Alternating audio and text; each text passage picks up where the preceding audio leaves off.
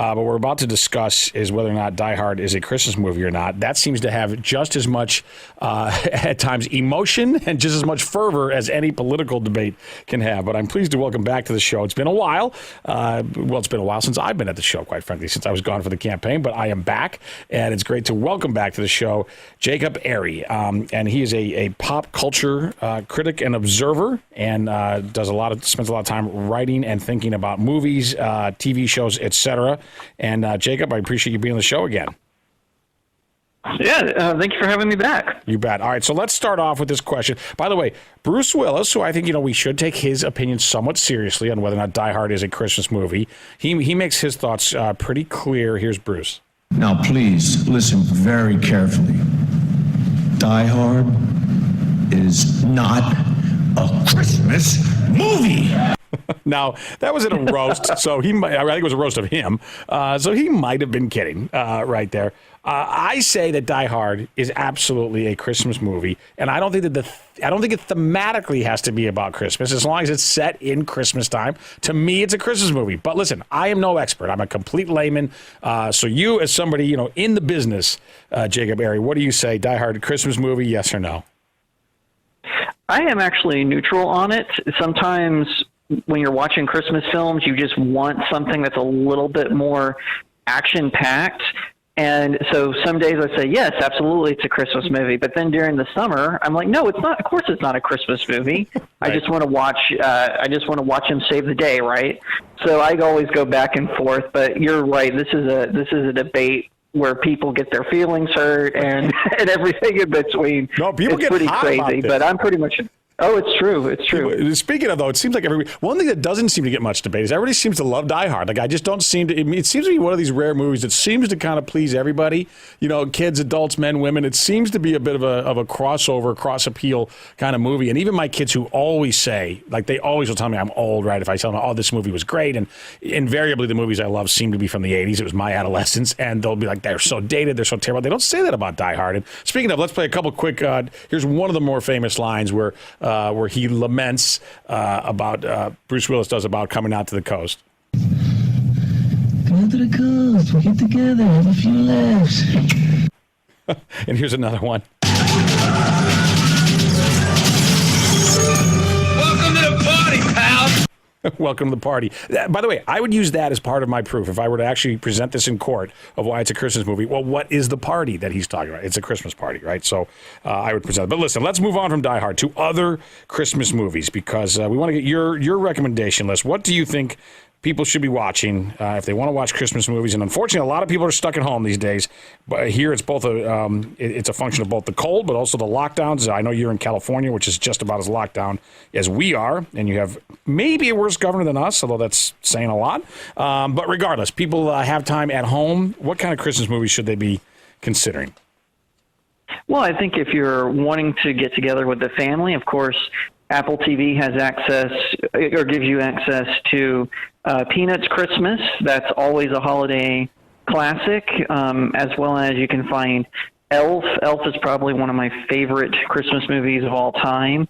And also Disney Plus has I'll Be Home for Christmas, which is about a kid who's away at college and his dad bribes him to come home for Christmas with a classic car. And then, of course, he somehow gets dumped in the desert and he has to hitchhike back. It's a hilarious, fun movie that you can just enjoy with the whole family. Now, mom and dad, if you want a Christmas movie for after the kids are in bed, I highly recommend the new film Fatman. It's available for rent on Vudu and the PlayStation Store. It is a hilarious movie where Mel Gibson plays kind of a grizzled Santa who definitely plays against the type, and a hitman is after him. I watched this film.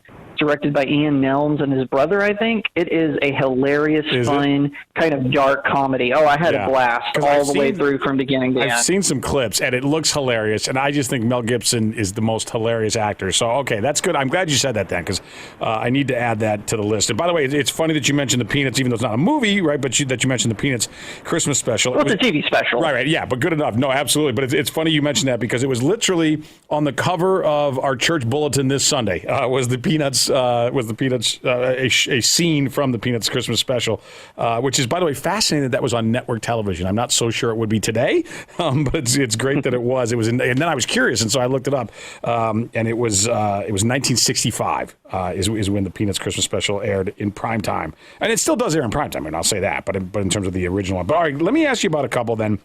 Because, again, my kids kind of argue with me about this. I think the greatest Christmas movie ever is A Christmas Story. And I'll admit part of it, maybe this is my Chicago, the Homer and me talking, the fact that it takes place in Gary, Indiana. But, like, I laugh the entire time.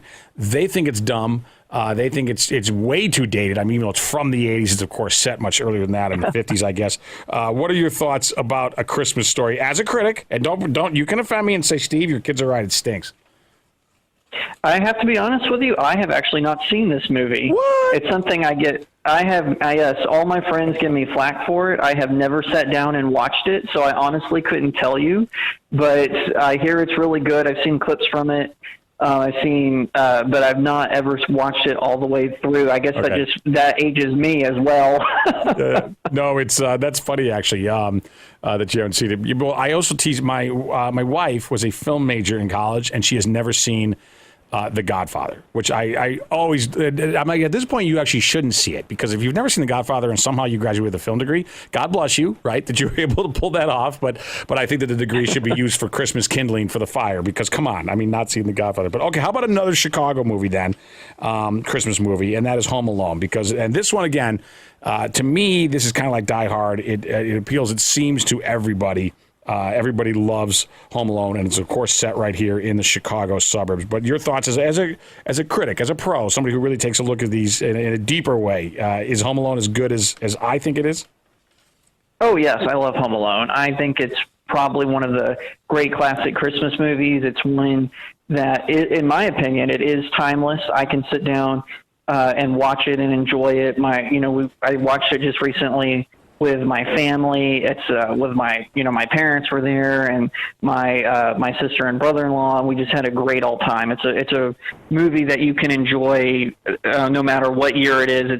It's really fantastic. Okay, terrific. Listen, we're talking with Jacob Airy right now, pop culture critic, cultural critic, and particularly about movies and television and so forth. And we're going to ask him when we come back one more Christmas movie. We're going to ask about It's a Wonderful Life, and then we're going to get into new releases and get into particularly the HBO Max and Warner Brothers. More with Jacob Airy coming up next.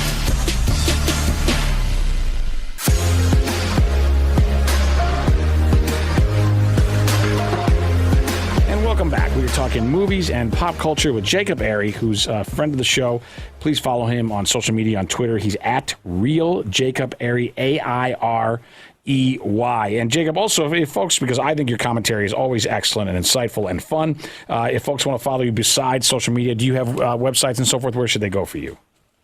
Yes, you can find me at StudioJakeMedia.com, and also you can find my YouTube channel. It's just Studio Jake. So those are both places where you can find some good commentary for television, film, movies, novels, whatever it is. Cool. Excellent. So listen, one more Christmas movie, and then I want to move on to other films and to other news in the movie world.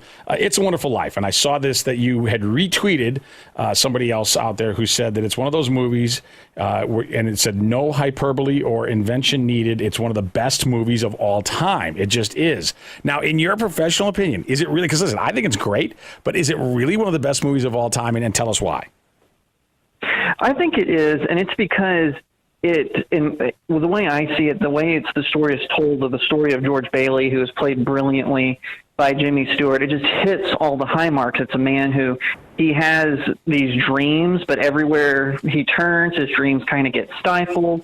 But he gets married and has kids, and he just kind of accepts the way things are. And then when tragedy comes, he thinks it's the end, but he finds out that just how his life impacted a small town just with his acts of kindness and willingness to make those sacrifices.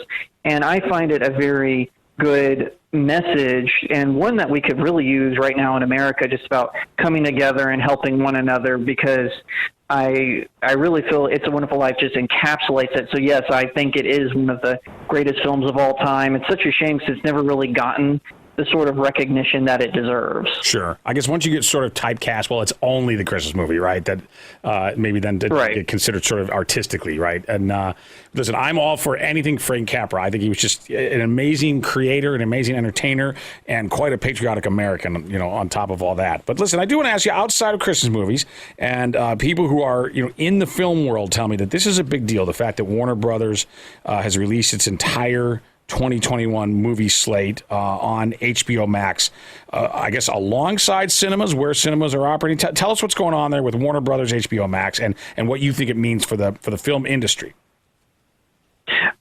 Basically what happened was Warner Brothers did what Universal said they were going to do earlier in the year. Universal said we're going, because of the coronavirus, we're looking at streaming options because they had success with a kids movie called Trolls 2. So HBO Max, which is owned by Warner Media, they were like, hey, maybe we should try this. And so they just did it. They didn't tease it. They said this is how it's going to be. And honestly, I think it will change how we watch movies. We can watch movies at home now. We can enjoy them. I think for a while theaters will see kind of a downturn, but one of the things about going to the movies is it's universal. So you can go to see a Warner Brothers movie, you can go see a Disney movie. But with these individual streaming services, I don't want to pay sometimes, you know, $50 a pop for each service. Mm-hmm. So I honestly think that people are overreacting. They're saying, oh, the movie theater, it's going to become this niche thing that only film experts do. I actually don't agree with that. I think this is going to be a temporary trend. Just like when VHSs came out, people were like, oh, the movie theater is done. Right. I don't believe that. I think that the movie theaters will have a bounce back. Now, I'm not going to make a prediction on how soon, because it could hit them pretty hard, especially 2021. People are already used to watching films at home. But I think once they realize, oh, man, I'm paying $16 for this one and $25 for this one and $50 for this one, people are going to realize, man, it is kind of cheaper if I just go see this movie in theaters. So unless the streaming service somehow get together and make like a hub option, I don't see this permanently damaging the theaters, though I do think it will wound it for a while. I'm a little bit more optimistic. I know some of my fellow commentators are like, it's the end of the theaters, but I'm not quite ready to say the sky is falling just yet. Sure. Well, and by the way, you're exactly right. I mean, I do certainly remember hearing that about VHSs, right? That, well, it was just a matter of time until movie theaters are done. And if anything, it seemed like it helped the movie industry on the whole, including movie theaters, to expand. So, you know, we'll see. Right. We'll see what happens next. Well, listen, Jacob Berry, I so appreciate you being our guest and your wisdom. And if I don't speak to you, have a very Merry Christmas. You too. Thank you. Thank you, Jacob.